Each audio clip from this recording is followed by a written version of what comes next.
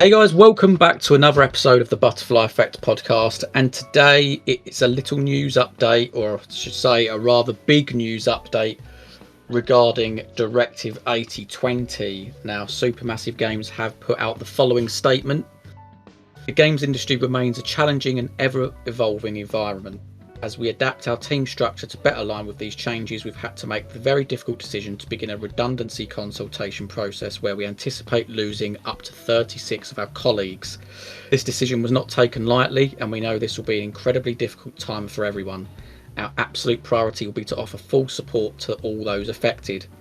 We remain focused on our upcoming projects and have made the decision to move the launch of Directive 8020 to the first half of 2026. The response to the game so far has been fantastic, and this additional time will help us deliver the very best experience for our fans. We're deeply grateful for the patience and support of our community. There is no impact on the development of Little Nightmares 3. So mate, after hearing all of that, what are your initial feelings on it? It's really mixed because on the one hand I'll back them and I'll say that I don't want a game that's buggy or unpolished, if that would be inexcusable. So if the game's nowhere near close to being finished, then yeah, they're gonna have to push it back. But it is really frustrating, and I would say it's frustrating in the sense that you look at the past DPA track record, that COVID caused a lot of complications. And I'm pretty sure, you might have to correct me if I'm wrong, but I swear in the early days they said we were going to be getting 2 of these games a year, and then COVID delayed that to 1 game a year, and then that got pushed back to even longer. And the sad reality is, mate, is that it's nearly been 3 or 4 years since The Devil in Me came out, which is fairly long. And I just feel there's something obviously quite dark going on at Supermassive Games. It's not the first time they've had to cut staff, and I'm just sort of scared they're going to fall into that similar pattern at Telltale Games, which we've seen, where the Walking Dead game did really well, but then subsequent titles kind of started really tarnishing their reputation because the quality really dipped.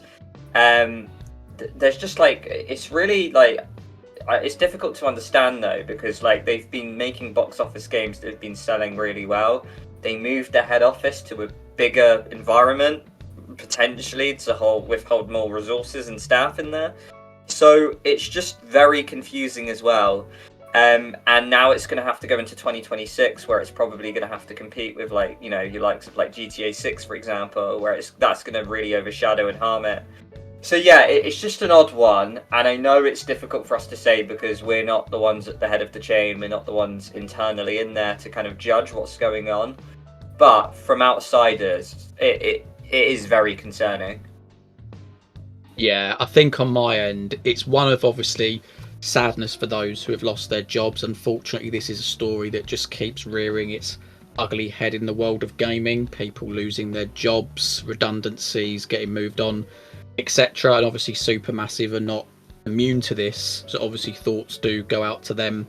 And I think the other part of it is just confusion, is that they've really, they gave a release date, so they must have been very confident on the release, and it sort of makes me think, so what is it that getting towards the end of July has made them want to move it back by so much? Because they've given such a big window, the first half of 2026, that could be nearly a year away. That could be as late as June next year if we're to sort of take it to an absolute extreme here.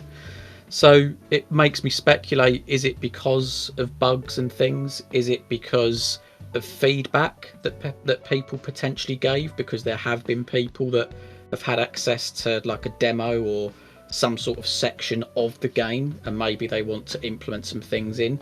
Maybe it's out of respect for the people that have lost their jobs.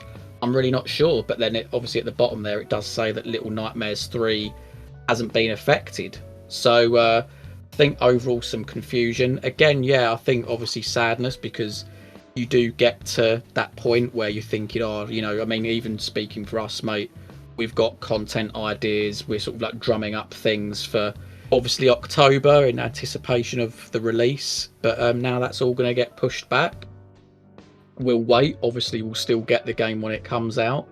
But yeah, a little bit of a sucker punch, I guess. Yeah, it's a very good point you mention, and I just want to back what you say. You know, my heart does go out to people that have lost their jobs because, you know, that affects families and stuff, so it is really sad to see.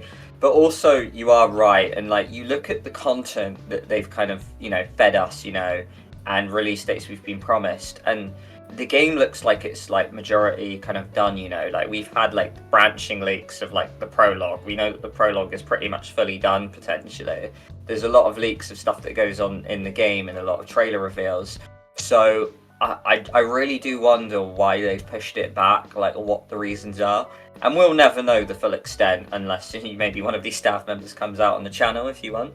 But until then, yeah, like it's just left us fans in a world of confusion. And don't get me wrong, as what I said at the top, I don't want a buggy game. So like, yeah, if you have to push it back, fair play. But it just begs the question, why would you promise a release date if you're going to go back on it? Which is becoming a bit of like a, you know, a recurring pattern. And it's just not one that we welcome. And it does leave that sour taste in your mouth. And yeah, like, I don't know what's going on at Supermassive Games. But yeah, again, I'll say it is very concerning. You mentioned GTA 6 as well there, mate, and I've literally just Googled it. And of course, this could well be postponed, but obviously, having been postponed already, potentially it's unlikely. But that game's meant to come out in the 26th of May next year, which obviously falls within that window. Which makes me think if they don't want their game to be anywhere near that, then surely it's going to be towards the beginning of the year. But that's obviously a big risk because we just know how big GTA is, and it's going to swallow the whole market. Like people have obviously been saying already that you know, developers and teams have purposely been moving their games away from GTA 6 just to stand a chance of, you know, making profit and all this and stuff. So yeah, obviously it's one to keep our eye on. Naturally, guys, we're obviously going to try and fill the void. We're going to continue making content on Supermassive, so you've all still got that to look forward to. But yeah, I think it's just one of them stories that's come out of nowhere. It's certainly shocked me. It's probably shocked you as well. And yeah, we'll just have to wait and see when they next put out an announcement. Yeah, well, guys, thank you very much for joining. Let us know in the comments what your reaction is to this as well. If you share a similar sentiment, please let us know. I'm really keen to get chatting with you all. But yeah, from me anyway, goodbye, guys. Thank you for listening, guys. Catch you in the next one.